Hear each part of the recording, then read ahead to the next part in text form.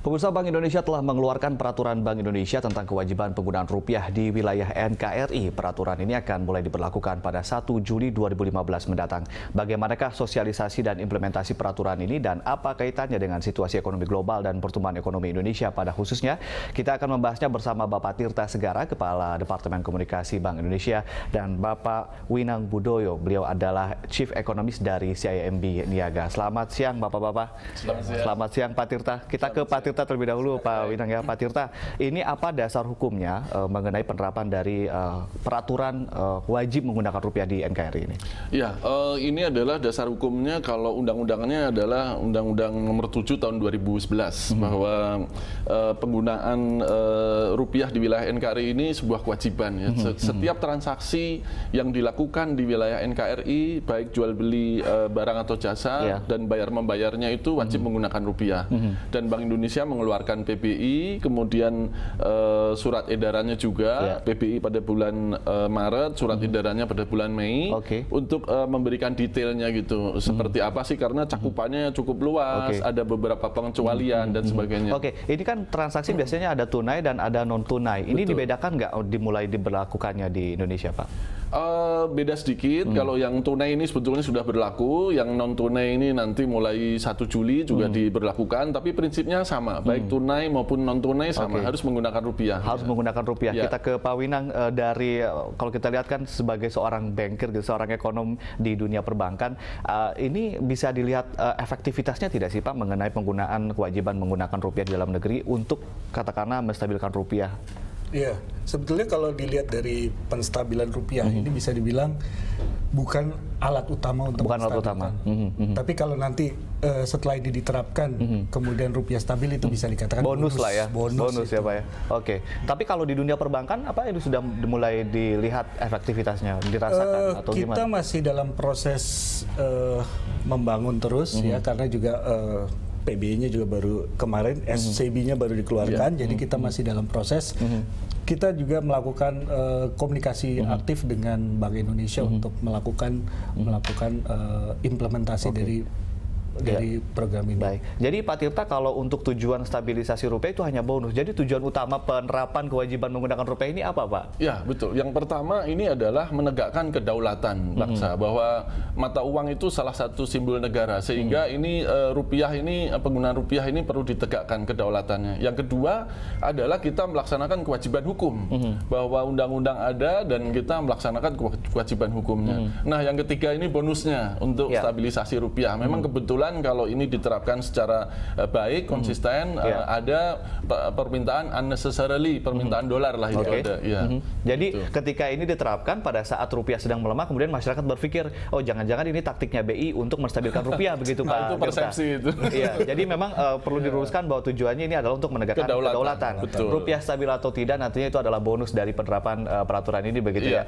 Baik, kalau untuk secara umum yang diatur dalam peraturan ini apa saja Pak Tirta? Iya, secara umum adalah bahwa semua transaksi, baik itu jual beli barang maupun jasa, kemudian dari tunai non tunai, selama itu di wilayah NKRI itu harus menggunakan rupiah, gitu. Memang ada beberapa pengecualian ya, pengecualian itu misalnya dalam rangka APBN, kemudian untuk perdagangan internasional, ya kalau internasional memang pakai valuta asing. Kemudian pembiayaan internasional, jadi kalau ada pembiayaan masuk dengan falas itu diterima falas, pembiayaan. Kemudian juga untuk beberapa hal yang dikecualikan itu selain transaksi internasional, pembiayaan internasional untuk hibah juga itu ya. Kemudian hibah kalau dari luar negeri langsung juga itu bisa dikecualikan. Kemudian ada juga proyek-proyek infrastruktur yang khusus sesuai dengan APBN, itu dikecualikan. Oke, Pak Winang, kalau Anda sebagai pengamat ekonomi begitu ya, kira-kira kalau ini diterapkan memang harus optimal karena tujuannya memang baik begitu. Apa saja hambatan yang akan dihadapi di katakanlah di dunia perbankan atau mungkin di sektor-sektor lainnya, Pak Winang? Mungkin dalam taraf implementasinya itu akan menghadapi masalah-masalah, karena sampai sekarang saja kita di sektor perbankan itu masih ditanya-tanya.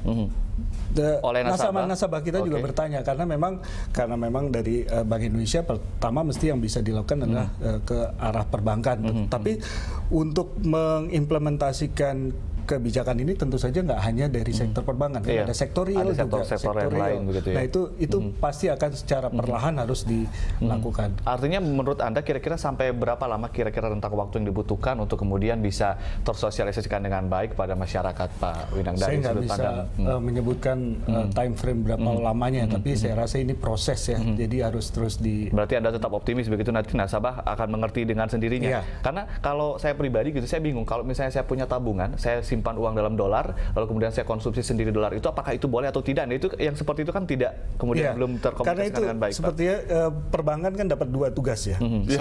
Satu melakukan, salah satunya juga melakukan edukasi kepada nasabah. Jadi dalam proses inilah saya rasa proses edukasi dari perbankan itu menjadi salah satu bagian dalam mengimplementasi program ini. Baik, Pak Tirta, ini masalah sosialisasi. Betul. Apakah ini kemudian juga Bank Indonesia sudah bekerja sama dengan pihak kepolisian mungkin, dengan pihak tadi juga perbankan mungkin kepada universitas-universitas, institusi-institusi pendidikan, apa saja yang sudah dilakukan untuk mensosialisasi dan juga mengedukasi, Pak? Ya, memang banyak yang sudah kita lakukan ya. Ada beberapa seminar, sosialisasi, edukasi itu sudah banyak. Tetapi juga Bank Indonesia itu membuka call center. Jadi bisa ditekan saja 131, bisa ditanyakan, ya 131 langsung ke call center Bank Indonesia, bisa ditanyakan masalah ini. Kemudian juga kami menyediakan klinik. Nanti bisa ya untuk perusahaan-perusahaan yang ingin konsult lebih lanjut, lebih jauh, lebih detail. Di mana tuh kliniknya, Pak? Kliniknya ada di Bank Indonesia setiap hari Selasa dan Kamis, dan itu kita buka sehari 2 kali. Bank Indonesia setiap provinsi, setiap daerah ada? Atau hanya Bank Indonesia di call center itu saja?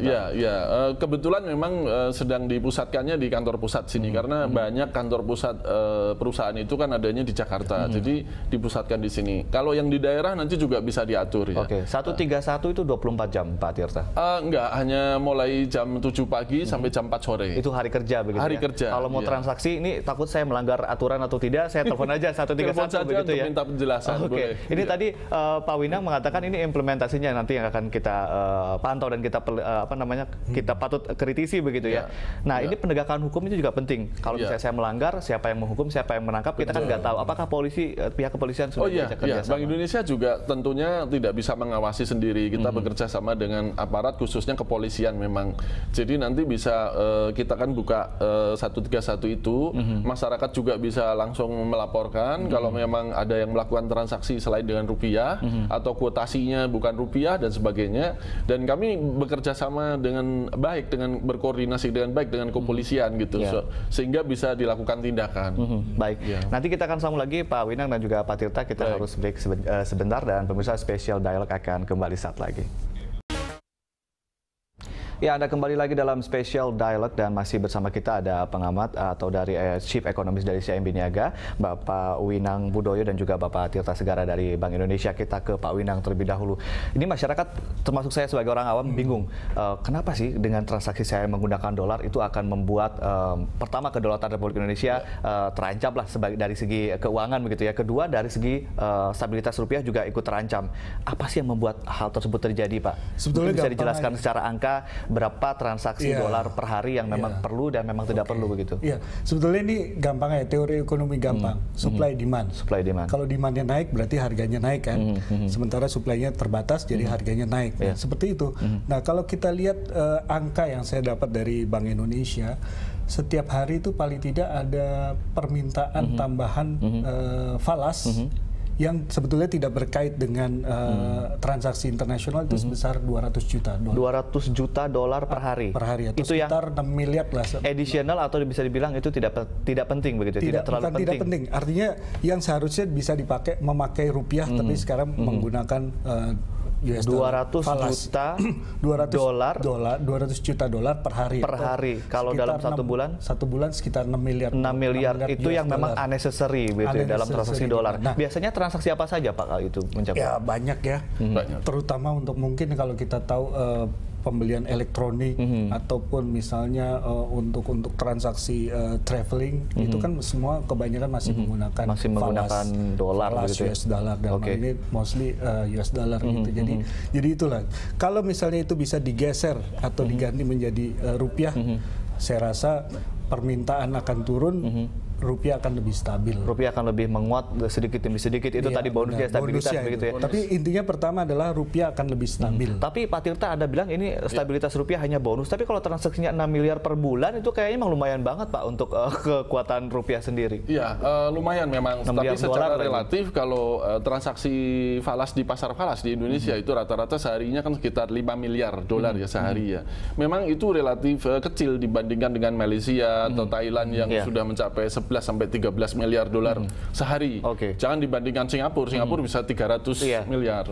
Nah, kita hanya 5 miliar, jadi ya 200 juta itu sepertinya relatif kecil. Tapi itu kan unnecessarily demand ya. Bisa sebetulnya kalau itu berkurang ya mengurangi sedikit lah. Sedikit tekanan gitu ya. Penerapan kalau kita melakukan benchmark tadi Anda melakukan membandingkan dengan Malaysia, Thailand, Singapura. Which is kalau Singapura kita keluarkan dulu dari benchmark itu karena memang transaksinya banyak transaksi perdagangan internasional. Mereka melakukan kebijakan seperti ini atau bagaimana? Oh iya, justru di mana-mana, di hampir di semua negara itu melakukan kebijakan seperti ini. Jadi kalau kita di Malaysia, kita membayar itu semuanya menggunakan ringgit. Dia jarang ada kuotasi dengan dolar-dolar gitu juga hampir tidak ada. Kemudian di Thailand pun sama. Kalau kita belanja di sana-sana juga selalu menggunakan Thai baht ya. Jadi untuk hotel, untuk travel, untuk apa. Jadi sebetulnya kalau di negara-negara lain ini sudah sangat lazim digunakan. Di Korea juga pakai won, dia nggak pakai US dollar juga gitu. Even penggunaan jasa pelabuhan, pelabuhan udara itu semuanya dia menggunakan mata uang setempat. Ada artinya ada satu temuan atau satu statement dari salah satu pengamat Pak mengatakan bahwa pelabuhan di Indonesia masih menggunakan transaksinya dengan dolar dan ini ternyata tidak sedikit keluar dari peraturan dari pemerintah. Ini bagaimana Pak sebetulnya? Ya, itu sebetulnya tidak sesuai dengan undang-undang atau ketentuan ikutannya ya, tidak sesuai dengan PPI karena itu kan transaksi domestik di dalam negeri, kemudian kapal yang berlabuh juga di dalam negeri itu bisa transaksinya di dalam negeri, di wilayah NKRI ya mestinya pakai rupiah. Kalau ada yang kapal asing itu datang, kemudian pembayarannya melalui transfer, bisa juga ditransfer falasnya, tetapi penerimaannya kepada pengelola pelabuhan itu dalam rupiah. Jadi harus dikonversi melalui bank atau di situ juga ada money changer atau PVA yang diterimanya kepada pengelola pelabuhan itu rupiah. Gitu, Artinya dari ada undang-undangnya, sekarang ada peraturan Bank Indonesia, seberapa mengikat dan seberapa membuat kepastian hukumnya di masyarakat atau di level lapangan itu seperti apa Pak? Seberapa mengikat peraturan? Kalau mengikat ini kan ada seberapa wajib? Wajib. Kalau mengikat ini wajib. Ini kan peraturan perundang-undangan sama juga dengan peraturan Bank Indonesia. Ini mengikat kepada semua pihak. Jadi seperti itu. Dan ini ya wajib diterapkan. Nah, memang Bank Indonesia tidak memiliki aparat yang bisa mengawasi kemana-mana. Oleh karena itu kita bekerja sama, berkoordinasi dengan pihak kepolisian juga untuk implementasinya nanti. Baik, kita ke Pak Winang. Pak Winang, sektor-sektor apa saja menurut Anda yang kira-kira saat ini masih menggunakan falas yang sebetulnya memang tidak seharusnya begitu? Yang perlu kemudian digenjot nih oleh Bank Indonesia. Mungkin yang berkaitan dengan konsumsi dalam negeri ya, terutama untuk misalnya pembelian barang-barang konsumsi itu saya rasa pertama yang harus dikonversi menjadi rupiah. Seberapa besar transaksi seperti itu? Transaksi itu lumayan ya. Lagi pula, apalagi kalau kita sekarang sedang kondisi ekonomi sedang ingin menggenjot sektor konsumsi sebagai salah satu pendorong ekonomi. Sekarang ekonomi lagi drop, saya rasa itu perlu juga untuk karena kalau kita lihat konsumsi sendiri di kontribusinya kan sekitar 60% dari GDP. Jadi saya rasa itu cakupannya lumayan besar. Jadi kalau tadi kita bandingkan, kita hubungkan antara penggunaan kewajiban penggunaan rupiah dengan stabilitas rupiah. Kalau terhadap roda ekonomi di Indonesia atau pertumbuhan ekonomi itu ada kaitannya nggak Pak dengan pelarangan ini? Ada kontribusinya nggak Pak dengan pertumbuhan ekonomi? Oh jelas. Kalau misalnya kita melihat bahwa ujung-ujungnya kalau misalnya kita tetap menggunakan falas, ujung-ujungnya kan rupiah terpuruk. Rupiah terpuruk kan dampak lanjutannya pasti ke sektor real. Nah, kalau kita balik, kalau misalnya ini berjalan dengan lancar, kemudian rupiah lebih stabil, saya rasa sektor real akan lebih stabil juga. Oh, Oke. Ini kan Anda mengatakan bahwa salah satu instrumen dalam melakukan stabilitas rupiah, memang bukan instrumen utama. Kira-kira berapa persen porsinya Pak terhadap stabilitas rupiah? Wah, saya nggak bisa ngukur juga. Ngukur juga ya. Baik, mungkin nanti kita akan lanjutkan lagi diskusinya Pak Winang dan juga Pak Tirta setelah yang satu ini, dan pemirsa Special Dialog akan kembali sesaat lagi. Anda kembali lagi dalam Special Dialog dan langsung saja kita lanjutkan diskusi kita mengenai penggunaan atau kewajiban menggunakan rupiah di dalam negeri. Pak Winang, tadi sedikit sektor-sektor sudah dijelaskan, sektor-sektor yang saat ini harusnya memang harus dikebut untuk kemudian wajib menggunakan dolar. Kalau menurut amatan Anda dari sektor perbankan, apa saja sektor yang saat ini kemudian masih menggunakan dolar? Tadi sudah disebutkan ada hotel, ada juga tour travel. Bagaimana kemudian pola kegiatan ekonominya antara perbankan dengan industri ini, lalu kemudian bagaimana nanti solusinya untuk mensosialisasikan program ini? Kalau kita berhubungan menganggap sektor-sektor tersebut sebagai nasabah kita, jadi kita juga harus mengikuti peraturan ini, kebijakan ini ya. Jadi seperti itu. Jadi selama ini kalau ada industri tour and travel atau hotel misalnya meminjam kredit kepada perbankan dalam bentuk dolar, memang masih diladenin begitu, masih dilayanin begitu ya? Saya rasa masih, tapi porsinya kecil lah, karena tentu saja semua harus dalam rupiah. Tapi dengan adanya ini tentu saja semua harus dalam kecuali memang dia ada underlying transaksinya, dia memang berkaitan dengan pihak luar eksternal, jadi kita masih bisa memberikan dalam bentuk falas. Nanti kedepannya memang akan harus dengan rupiah begitu kalau misalnya memang industrinya kalau memang industrinya hanya domestik, karena ini kan berkaitan dengan teritori. Betul. Kalau industrinya terkait di domestik, kemudian semua konsumennya dia di domestik, pengeluarannya dia domestik, saya rasa semua harus dalam rupiah. Oke, kita ke Pak Tirta. Menurut pandangan Anda, sektor-sektor apa saja yang kemudian masih rentan nih dalam hal ini? Ya, utamanya memang travel ya, karena ini pesawat, terutama pesawat terbang ini kan dia rutenya ada yang ke luar negeri, sehingga dia mengkut ininya harganya itu dengan falas.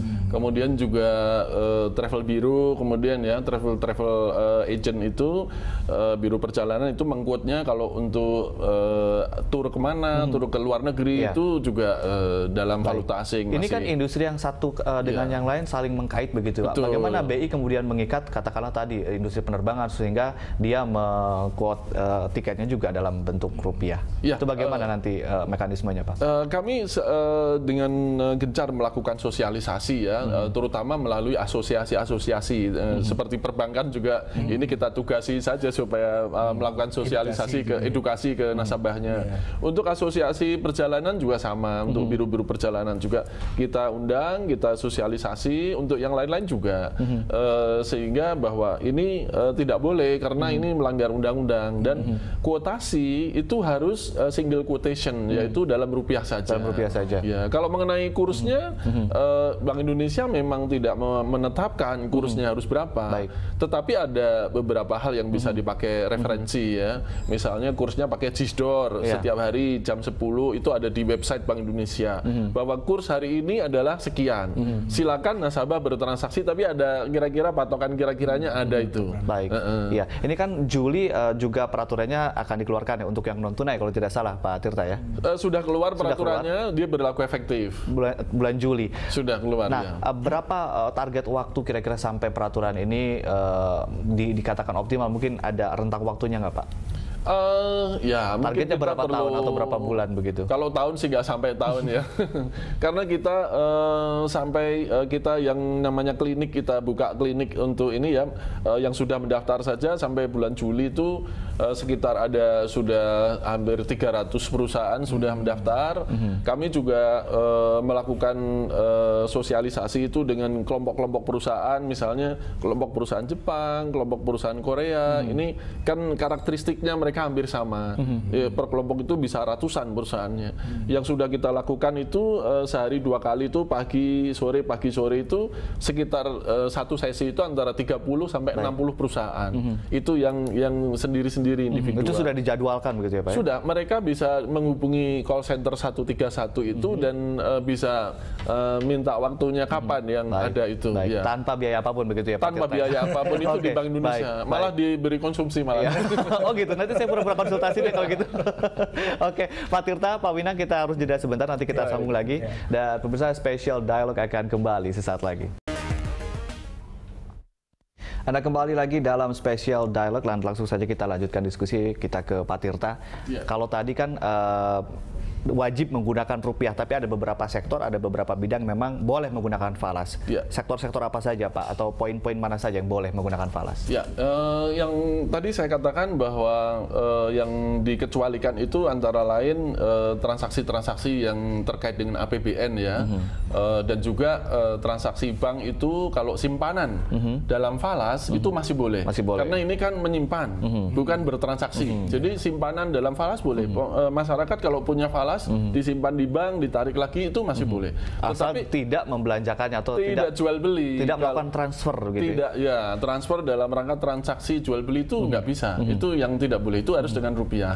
Nah, yang transaksi yang terkait dengan proyek-proyek APBN, proyek infrastruktur ini juga dikecualikan dengan syarat dia harus mendapatkan surat keterangan dari kementerian terkait bahwa itu memang betul-betul proyek infrastruktur yang terkait dengan APBN. Dan nanti Bank Indonesia akan melakukan assessment dan akan memberikan persetujuan. Jadi ada Bank Indonesia akan melakukan assessment dulu ke lokasinya begitu? Atau bagaimana? Proyeknya ini, tidak harus ke lokasi. Ya, ada dokumen-dokumennya. Itu berlaku nanti awal bulan Juli itu tadi? Iya. Jadi untuk proyek-proyek yang berlaku atau terjadi sebelum Juli, masih boleh melakukan falas? Ini kan masih berlangsung, tapi nanti ada surat keterangan dari kementerian dan Bank Indonesia nanti akan melakukan assessment itu.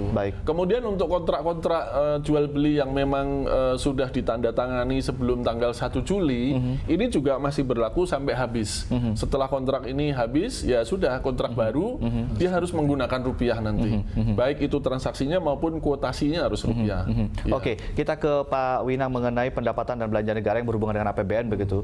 Ini menggunakan boleh menggunakan dolar. Kira-kira menurut pandangan Anda ini masih positif atau bagaimana? Sebetulnya positif. Ini artinya kalau kita ngelihat dari sisi lain itu artinya kebijakan baru BI Bank Indonesia itu sebetulnya bersinergi dengan kebijakan fiskal dari pemerintah. Artinya dari sisi moneter Bank Indonesia berusaha untuk menjaga kestabilan rupiah tapi tidak akan mengganggu proyek-proyek pembangunan yang dilakukan oleh pemerintah. Jadi ini justru menunjukkan sinergi yang bagus antara sektor moneter. Tahun ini kan adalah tahun di mana kita mulai belanja infrastruktur begitu ya Pak Winang ya. Dengan boleh menggunakan falas ini pola pikir seperti apa? Ini kan dananya pasti besar dalam bentuk falas. Ini pasti terhadap rupiah pasti ada dampaknya juga begitu Pak.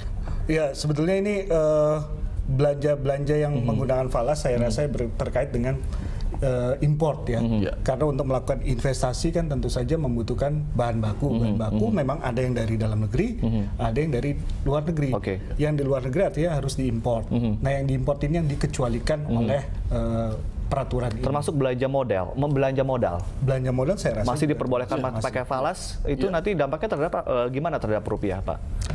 Saya rasa justru ini kalau kita lihat rupiah, kalau memang belanja infrastruktur ini bisa berjalan, kemudian ekonomi berkembang, kalau ekonomi berkembang tentu saja rupiah akan lebih stabil. Saya lebih kalau ini berjalan sesuai dengan rencana, saya rasa efeknya malah positif. Tapi tidak untuk import barang konsumsi begitu ya Pak Tirta ya? Itu tidak. Kalau konsumsi nggak boleh. Nggak boleh pakai falas. Barang konsumsi nggak bisa. Kan di luar yang di luar yang APBN itu. Jadi ini yang dikecualikan itu. Kan juga pemerintah itu menerbitkan surat-surat utang dalam falas juga. Baik itu yang global bond maupun bond yang di domestik bisa saja diterbitkan dalam falas. Ini dikecualikan. Ini masih boleh. Jadi tidak harus belinya dengan rupiah. Kalau membayar utangnya pun, pembayaran utang itu juga dengan falas. Karena kan ini sudah cross border ya, termasuk transaksi internasional itu, transaksi pembiayaan. Transaksi internasional misalnya saya misalnya atau pemirsa sebagai pemilik dana atau non tunai, dia ingin mentransfer uang untuk anaknya yang sekolah di Amerika Serikat dengan kurs dolar, itu sudah tidak bisa sekarang? Atau bagaimana Pak? Tergantung dari underlyingnya dulu ya. Kalau yang itu dia dari dalam negeri, dia melakukan transaksi di dalam negeri hanya untuk transfer, ini ya dengan rupiah. Nanti bank yang akan mengkonversi menjadi falasnya yang ditransfer. Kalau ke luar negeri masih boleh? Kalau ini usaha perdagangan internasional ya atau pembiayaan internasional itu boleh. Jadi kalau ada pembiayaan masuk kepada di sini ada perusahaan yang pembiayaan masuk itu masih dalam falas. Tapi nanti dari perusahaan induk di sini di wilayah NKRI kepada agen-agennya atau di distribusinya lagi nanti harus dengan rupiah ini karena itu di wilayah NKRI. Tapi waktu masuknya falas boleh. Baik, kita ke Pak Winang. Pak Winang, ini kita masih menghadapi momok menakutkan dalam transaksi perdagangan. Ada transaksi neraca berjalan, transaksi perdagangan yang beberapa kali sempat defisit. Apakah kebijakan ini menolong, Pak? Kembali seperti tadi, kebijakan ini ujungnya kalau bonusnya memang untuk stabilitas rupiah. Tapi paling tidak sebetulnya dengan kalau kita bisa mengedukasi masyarakat menggunakan rupiah, saya rasa seperti tadi demand-nya turun, kemudian supply-nya rata-rata lah ya. Jadi saya rasa tekanan terhadap rupiah juga bisa akan turun. Termasuk defisit juga masih bisa tertolong begitu ya, Pak? Defisit bisa. Baik Pak Tirta, Pak Winang, kita masih punya beberapa segmen lagi, kita harus jeda sebentar. Dan pemirsa, Special Dialogue akan kembali sesaat lagi. Anda kembali lagi dalam Special Dialogue dan kita langsung ke Pak Tirta dari Bank Indonesia. Pak Tirta, tadi sempat kita menyinggung masalah transaksi dalam untuk APBN begitu dengan menggunakan falas. Ini ada yang boleh dan ada yang tidak tentunya ya. Ini ada mengenai pembayaran utang luar negeri, pembayaran utang dalam negeri, belanja barang luar negeri dan dalam negeri, dan juga belanja modal dan juga surat utang negara. Mungkin bisa dijelaskan lebih rinci nih Pak Tirta. Iya, kalau yang untuk transaksi-transaksi terkait APBN itu kan memang sudah dianggarkan di APBN ya. Dan APBN itu setiap tahun kan itu juga merupakan undang-undang yang diputus oleh DPR. Jadi itu pelaksanaan dari undang-undang juga. Jadi itu boleh dikecualikan dari yang penggunaan rupiah ini. Kalau memang di situ tercatat memang harus menggunakan falas, dia belanja modal, belanja barang, ini boleh. Termasuk utang luar negeri begitu ya Pak ya? Ya, utang dalam falas, ini masuknya ke dalam negeri, kemudian ke Bank Indonesia itu masih dalam falas. Ini memang dikecualikan gitu ya. Tapi kalau misalnya transaksi lain, meskipun itu pembayarannya dilakukan di luar negeri karena ini, tapi kalau transaksinya itu dilakukan di dalam negeri menggunakan rekening di luar negeri itu tetap harus menggunakan rupiah. Nanti bank yang mentransfer itulah yang harus mengkonversinya menjadi falas untuk dibayarkan ke luar negeri. Kecuali memang utang luar negeri tapi dari pihak swasta begitu, itu lain hal begitu ya Pak. Swasta tidak dan dia wajib menggunakan Tetapi kalau untuk yang pembiayaan tadi yang saya katakan bahwa swasta utangnya kan kalau langsung nih ya, pembiayaan langsung dari itu masuk ke swasta ini. Ini memang falasnya masih boleh masuk. Jadi pembiayaan itu memang kita perlu. Falas boleh masuk. Tetapi nanti dari perusahaan swasta yang penerima utang ini, dia kalau bertransaksi dengan mitranya di dalam negeri, itu harus rupiah. Yang falasnya ini harus dikonversi. Jadi bukan tidak boleh, yang itu masih boleh. Karena ini kan transaksi pembiayaan internasional, utang dari swasta itu. Juga kalau mereka melakukan jual beli barang internasional juga sama itu, perdagangan internasional masih boleh begitu ya Pak? Boleh pakai falas. Pak, untuk kondisi utang luar negeri Indonesia bagaimana Pak? Karena mungkin kita bisa lihat berapa kira-kira bisa membantu untuk tadi program dari BI ini, kan ada beberapa yang boleh dan yang tidak boleh. Kira-kira ini berapa kontribusinya akan seperti apa, kan bisa dikalkulasikan begitu Pak? Utang luar negeri Indonesia swasta tentunya. Saya rasa ini juga sekarang sudah menjadi pengamatan ya. Karena sebetulnya kalau kita lihat utang luar negeri bisa dibagikan yang pemerintah dan swasta. Yang sekarang agak mengkhawatirkan karena angkanya terus meningkat itu yang swasta. Saya rasa ini juga dengan kalau misalnya sebetulnya gini, swasta itu mencari utang di luar negeri kan karena di dalam negeri sudah likuiditasnya sedang kalau misalnya sampai kebijakan ini bisa berjalan, kemudian likuiditas membaik, tentu saja mereka akan kembali ke sumber dana di dalam negeri. Artinya dengan kebijakan ini juga likuiditas rupiah akan lebih baik begitu ya Pak ya? Bisa jadi. Baik. Nah, ini transaksi pembiayaan internasional seperti apa yang diperbolehkan menggunakan valuta asing, Pak Tirta? Ini juga pasti menjadi pertanyaan dari. Itu tadi transaksi pembiayaan internasional ini ya yang langsung ya, yang direct itu masih boleh menggunakan valuta asing. Tetapi penyebarannya lagi itu ke yang mungkin ada lembaga-lembaga yang dibiayai ini, itu yang harus menggunakan rupiah. Tapi kalau masuknya ini boleh.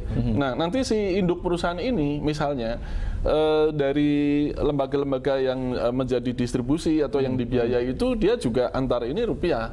Waktu dia ada induknya ini mau langsung mentransfer membayar utangnya ini, dia boleh falas lagi karena ini pembiayaan. Itu. Baik, Pak Tirta, berikutnya juga ini yang diatur adalah mengenai pencantuman harga nih Pak. Bagaimana Pak mekanismenya? Tidak boleh pakai dolar sekarang? Tidak boleh. Jadi ini sekarang single quotation, harga harus rupiah. Gitu. Jadi semua barang dan jasa di dalam negeri harus dalam rupiah? Harus dalam rupiah. Tidak ada dalam dolar lagi? Nggak ada. Ini juga best practice di mana-mana, di berbagai negara juga semuanya menggunakan mata uang lokal. Gitu. Baik itu di Rusia, di negara-negara ASEAN lainnya, saya kira semua pakai mata uang lokal. Nah, mekanismenya nanti seperti apa Pak pengaturannya? Kan ini juga banyak industri-industri di consumer goods segala macam yang saya masih ke supermarket masih menemukan barang-barang itu nih, Pak. Saya kira ada juga peraturan dari Kementerian Perdagangan ya, saya lupa itu nomor berapa, yang mewajibkan bahwa setiap itu masalah labeling, bahwa setiap barang itu harus diberikan label harga dan harganya itu ya harus dalam rupiah gitu. Quotation-nya hanya rupiah. Ini dari segi amatan ekonomi Pak, ketika misalnya ada konversi dari label dolar ke label rupiah, kira-kira nanti akan ada dampak lanjutan nggak Pak terhadap harganya itu sendiri? Di level distribusi mungkin, di level... Ya tentu kalau kita ngomong level distribusi ya, memang dalam jangka pendek tentu ada sedikit lah bisa dibilang keguncangan ya. Tapi saya nggak mau pakai keguncangan. Kegalauan.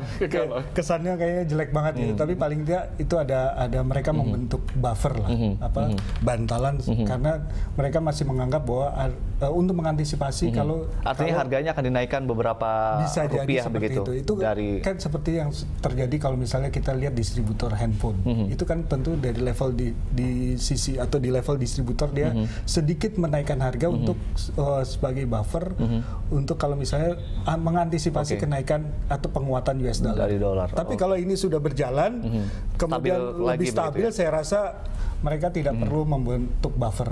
Iya, Pak Winang, Pak Tirta, kita masih punya satu segmen. Kita akan jeda sebentar dan pemirsa Special Dialog akan kembali saat lagi. Tetaplah bersama kami.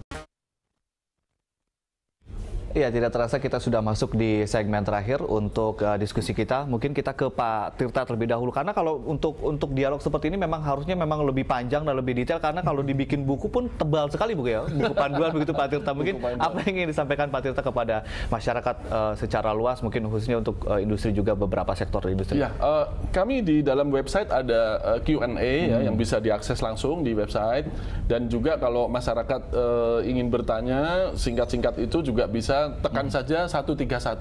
Itu call centernya Bank Indonesia. Jadi tekan saja 131. Yang angkat Pak Tirta bukan ya? Yang angkat teman-teman saya. Bisa di situ. Kemudian kalau ingin klinik nanti juga bisa mendaftarkan sesuai dengan jadwal yang tersedia. Kapan dia bisa? Ada di website lah Pak ya? Ada di website ya. Dan kami menghimbau ya tegakkanlah ini kedaulatan ini. Rupiah ini simbol negara kita yang tercinta. Mulai dari hal-hal yang kecil-kecil dulu ya Pak ya, konsumsi segala macam dengan transaksi dengan rupiah, karena kalau tidak menggunakan transaksi dengan rupiah akan ada dendanya begitu Pak ya. Sanksinya apa Pak? Sanksinya apa Pak? Sanksinya bisa dari kalau yang tunai itu jelas ada sanksinya administratif, teguran dan sebagainya, sampai ada dikenakan denda ya 1% dari total transaksi atau ya maksimumnya 1%. 1% dari total transaksi. Oke. Baik, kita ke Pak Wina, mungkin Pak, apa himbauan Anda sebagai mungkin ekonom juga kepada masyarakat dan kepada industri-industri yang berkaitan dengan industri perbankan di bidang Anda begitu yang Anda cakup? Saya rasa ini merupakan proses ya, proses untuk memberikan lebih kedaulatan untuk mata uang kita. Nah, dari sisi perbankan tentu saja kita bisa mengikuti atau kita bisa membantu lah memberikan edukasi kepada minimal terhadap nasabah-nasabah kami. Ya, jadi nasabah-nasabah perbankan itu tentu saja nanti akan kami berikan. Jadi produk knowledge sendiri memang terus dikomunikasikan ke tingkat bawah di perbankan. Begitu. Karena tentu saja saya rasa nggak bisa semua satu Indonesia ini hanya dilakukan oleh BI. Saya rasa prosesnya akan lama. Jadi harus saling membantu. Dalam hal ini BI meminta kami dari sistem perbankan untuk ikut melakukan edukasi. Iya, dan kita harap juga dengan menyaksikan dialog ini tidak mungkin tidak langsung mendapatkan segala informasi secara lengkap. Mungkin dengan dialog ini menjadi trigger kemudian orang kemudian ingin mencari lebih dalam mengenai informasi mengenai kebijakan dari Bank Indonesia ini. Terima kasih Pak Tirta, sukses untuk Bank Indonesia dan juga program ini. Terima kasih Pak Wina. Ya, pemirsa, sampai di sini kebersamaan kita dalam Special Dialog kali ini. Saya Ade Mulya mewakili kerabat kerja yang bertugas undur diri. Terima kasih atas perhatian Anda dan sampai jumpa.